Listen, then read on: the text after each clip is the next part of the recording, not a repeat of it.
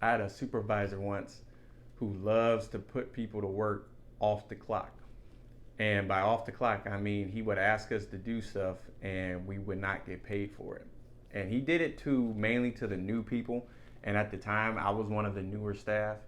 And I'll never forget when I kind of got fed up about it. And he didn't really ask me to do anything that was pertaining to my job either. In fact, it was kind of irrelevant to my job in general, what he would ask for me to do in terms of favors around the workplace. But I got fed up after the second time because he started to make a routine. And I know when people have a routine, they want to predict or they want to assume this is going to be a every week or every time I see you thing. And I wasn't going to go for that.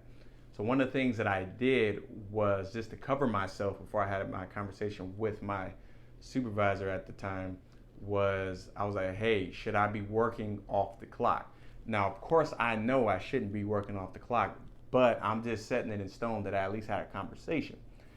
And my supervisor at the time, my actual assigned supervisor at the time said, no, you should never be working off the clock. So I said, well, what happens if a supervisor ever asks me to work off the clock? Well, my supervisor said, well, then they need to pay you for that. Boom, cool, great. Now I can document that. Now I can say that that's the truth because it did happen. So by the time that other supervisor who likes to make people work off the clock came and saw me all smiling and this and that, he was ready to ask me for a favor. So I told him, I said, hey, I can't do that because I'm not supposed to work off the clock. I just had a conversation with a supervisor about that. I said, now, if you can put me on the clock, I don't mind doing it for you. And guess what happened? He stopped asking me to do stuff most of the time because he knew that I wasn't going to do it for free.